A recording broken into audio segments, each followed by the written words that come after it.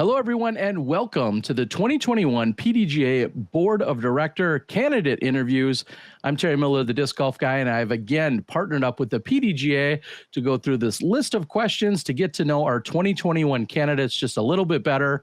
Hopefully, you'll make a well-informed decision and, like I said, get to know each of our individuals. And tonight, we're talking with Michael Munn. And Michael, I'm going to tell you, these are going to start off pretty easy. And the first one for you is, how long have you been a PDGA member and how long have you played disc golf? I've been a PDGA member since about 2015. I joined after finding the sport when my wife was pregnant with our first child. I did a lot of mountain biking, and when she became pregnant, I settled down and started looking for something here close that I could do close to home, and disc golf was introduced to me, and I quickly became involved with my local club and became a member in 2015. I've been playing disc sports since a young age. My parents introduced me to freestyle at the beach when I was young, and then I played ultimate frisbee in the church league and things like that. But didn't play competitive disc golf until probably 2015. All right. And so did you sign up for the PDGA pretty much right away then? Or pretty much right away. I think I started in October. Actually, it would have been 2014. I would have started right at the end of 2014. I think I signed up at the beginning of 2015. Okay. And I think you've kind of already touched on the third little piece of that question, which is what drove you to the sport. And you kind of answered that, but then what was it about the sport that got you presumably hooked right away? Well, I think it was just I'm naturally competitive. I have three brothers. We competed at everything, and it was something that was new and fresh. And I played a lot by myself in the first few months, and then soon to discovered the culture of disc golf is very friendly, and some of my best friends are people I've met through disc golf, and it just became something I fell in love with, not just the sport but the people that are involved in it. All right. Well, now we're going to move into a little bit more specific stuff, and the first one that says, one of the two main elements of the PDGA mission is to develop disc golf into a globally recognized competitive sport and recreational activity. What does that mean to you, and how could you contribute as a board member towards meeting this objective? Well, I mean, globally, I think it's already starting in the right direction. I think it's something that can definitely be improved on, and I think just in my local community, I've seen just in the last year, disc golf really grow at rapid rates with local churches building courses, asking advice on getting involved with disc golf and offering it. We're seeing schools. I think a lot of that in the development of things like churches as well as schools, and getting disc golf in the hands of kids and doing more stuff kind of geared towards that will help, really, exceed that mission, which is to grow it globally. I think can't really speak on a global scale, but, I think, our European partners and other people are doing that and seeing the massive influx in courses being installed in some of these European countries and things like that. I think you're going to continue to see not just those areas grow, but the players start to really compete on the national stage, and more of those guys really compete on the national stage. Okay. Well, it also then says the other element of the PDGA mission is to sustain the growth of the organization, the membership, and the sport in general. So the same question is, what does that mean to you, and how would you contribute to the sustaining the growth of the organization, the membership, and the sport? Well, I think once you become a member, you want to, sustain that person for longevity. I think I work in a business that is very customer service oriented. We don't grow, we don't succeed without providing a level of service that is expected from our customers. And I think that's the PDGA's approach needs to be is, what do the players want? So, I mean, you can't give everybody everything they want, but you can try to achieve, a level of service that, is what these players have grown to expect by paying their membership. And with that, I think you'll have return members and you'll have sustained growth. All right. Well, then, excuse me. Some of the things that maybe you were just thinking of or referencing may come into this next one. So it says the current priorities from the 2023 PDGA strategic plan include the following areas. And so I'm going to read off a list of 6, and I'll read them to you a couple times because I know it's 6 bullet points. But they really want to know which 2 priorities do you feel are the most important and why. All right. So I'm going to read off 6 of them, 6 bullet points, and I'll repeat them for you. They are youth and education, increase support for local clubs, enhancing PDGA leagues, membership levels and benefits, sustainability, and marketing and media. So those are the 6 priorities that are from the 2023 strategic plan. And so I'll reread them for you again. It's youth and education, increased support for local clubs, enhancing PDGA leagues, membership levels and benefits, sustainability, and media and marketing. Which of those 6 do you feel are the most important to, and why?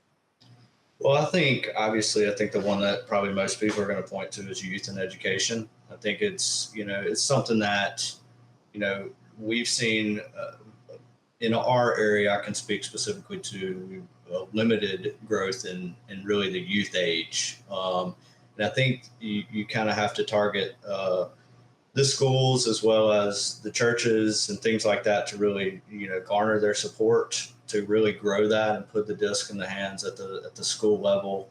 And I think that's going to sustain your growth as well as produce the next, Paul Macbeth or whoever, is the next person to, take the sport to the next level. And I think it starts at a very young age. And I think the younger we can start, all major sports are starting young. I just ran into, kids playing World Series baseball on vacation and they were 7 years old. I mean, they're competing at very young ages. And I think if we can continue to, find ways to put courses in and make courses accessible to kids, as well as make courses that are, make it fun for kids to play. Not every course is maybe fun for a kid to play if you're playing the normal tee boxes that are installed. So I think that is one area. Obviously, membership benefits goes along with, our customer service and continuing to provide value that's not just linked to, ratings. That's the complaint you hear a lot about is, all we get is a rating. And I think, continuing to show that membership provides you a certain level of amenities besides just your traditional rating. And I think will help the sustainability and help continue to project the growth of the PDGA. So you just to clarify, you love the idea of, or your priority, so to speak, would be youth and education. That's kind of the first one. And then you feel like membership levels and benefits is kind of the next priority. Okay. So then with those 2 in mind, those 2 priorities, the next question is what skills and experiences would you bring to the board to help further those 2 priorities? Well, my skills come from a background, like I said, of customer service, and I've helped run a small business, a family business that's grown very, very well, and providing that level of customer service can, I think, help the membership benefits and working with partnership deals to potentially provide additional value. I've also as a TD, I've helped organize and manage large sponsorship deals with different companies. So that would probably some of my experience that would benefit. As far as youth and education, I've personally worked with the local school to host to help the physical education teacher teach a disc golf class. I've recently helped 2 local churches order baskets and get baskets installed. And now their youth are playing on disc golf baskets. And that they would have never had access to prior to. So I've had some experience working and organizing on a local level to grow disc golf, and I think that's what's going to provide me the most experience is by learning from that, but also that's something that I'm good at is bringing people together to promote disc golf as well as organize disc golf events. Okay, I like it. The next question says there is a burgeoning professional scene that attracts eyeballs, but the vast majority of our membership is amateurs. What do you think the organization's balance between the two should be? Well, I think you obviously with there has to be added benefit for a large portion of the members. I mean, if the members are predominantly amateur, we have to continue to not, just promote on a large scale the pro players, I think, and also provide a level of competition that continues to promote people to move up into those pro divisions. I think with obviously the increase in added money across the spectrum of events, whether it's C tiers or B tiers or NTs, and you're seeing a continued push for added money and added cash, and I think you're going to continue to see people making that jump to the next level of disc golf, and we just need to continue to try to find a balance between promoting the pro players as well as promoting a large membership base of the PDGA, which is amateurs. Okay.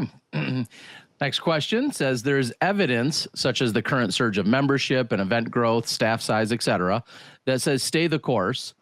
On the other hand, there are people who feel the PDGA needs change.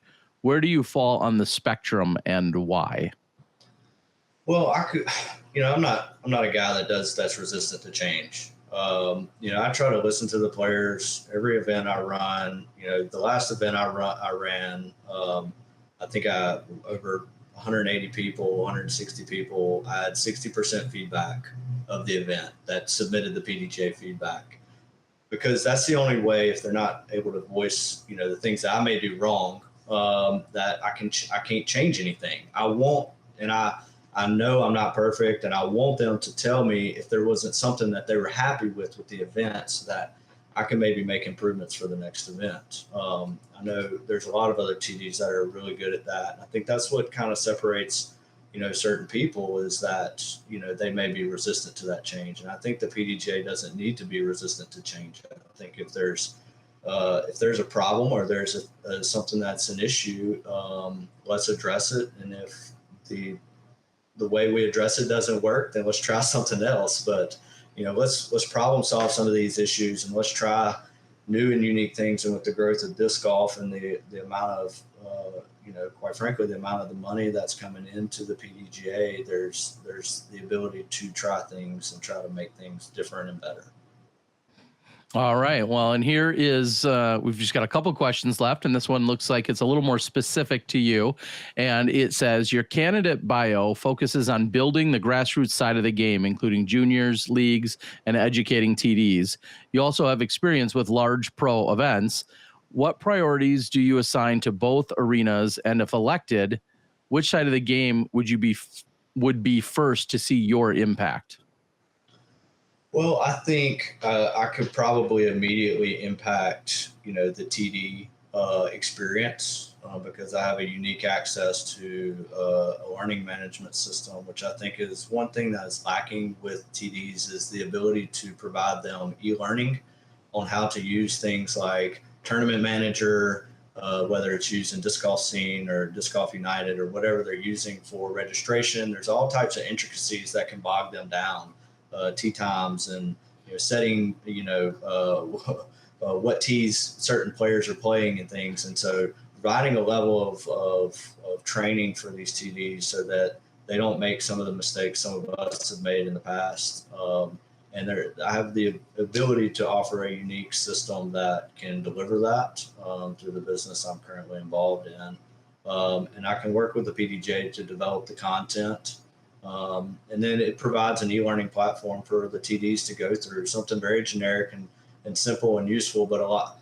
As the state coordinator for Mississippi, that's probably the one question I get asked a lot is, well, how do I do this? How do I use Tournament Manager? Or, can you help me set up my, course assignments and things like that? So I've been a resource, not just for people in Mississippi, but for people in, Mobile and Alabama and things like that, to help provide a resource for running a successful event. I think I can make an immediate impact in that area.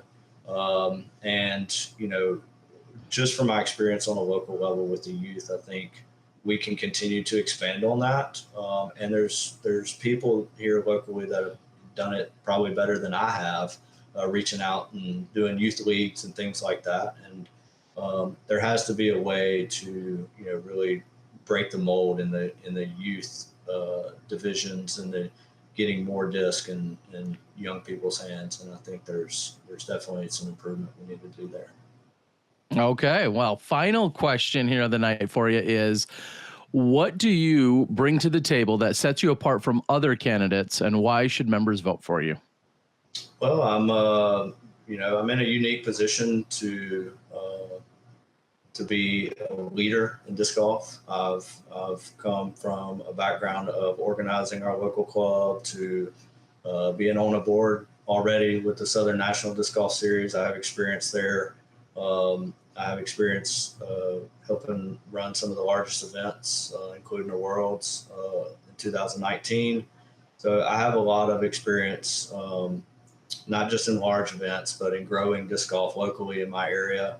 And I think a lot of people will speak to that. And I think that's where my experience comes from. And I think I can offer that on the national scale with the PDGA board of directors. And I think I can represent the PDGA in a positive way. And I hope to have that opportunity. All right. Well, that's the perfect place to end it. Then, Michael, I got to say thank you for everything you've done. I know that you've been out there working hard and doing all the things that you've just been talking about. And of course, I wish you the best of luck. Everyone's going to be able to consume everything that you took for the answers, along with all our other board candidates. And hopefully, well, we already know they'll put forth, they'll cast their votes, and we'll have a great group of people selected as our new board or new board candidates, I should say, and super looking forward to that. So for Michael, Terry Miller, the disc golf guy, this has been the 2021 Board of Director candidate interviews in conjunction with the PDGA. Thank you guys for tuning in. We'll catch you at the next one.